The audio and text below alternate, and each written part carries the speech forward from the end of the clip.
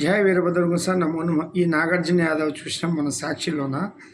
రేవంత్ రెడ్డిని అట్లా విమర్శిస్తారు. ఎట్లన్నా మీరు ప్రజాస్వామ్యంలోన ప్రజల ద్వారా ఎన్నుకున్న ముఖ్యమంత్రి స్థాయి వ్యక్తులను విమర్శిస్తే మీకు ఏ భయం లేదా? విచ్చలవిడితనం పెరిగిపోయిందా? చట్టాలు రాజ్యాంగం అంటే గౌరవం లేదా? చంద్రబాబుని అట్లా విమర్శిస్తారు. ఏమన్నా మనం ముఖ్యమంత్రి ఉన్నప్పుడేమో ఎవరు ఏం మాట్లాడితే కూడా కేసులు, సిబిఐలు వెంటనే వచ్చి కేసులు చేయడము. ఎక్కడ పోతున్నాం, ఎక్కడ దిగజారిపోతున్నాము? మొత్తం రాజకీయాన్ని సర్వనాశనం చేస్తారు బీఆర్ఎస్ కానీ తెలంగాణలో. ఇక్కడ మన వైఎస్ఆర్పీ కానీ అంటే తెలుగు వాళ్ళు మర్యాద తీసుకున్నారన్న మీరు.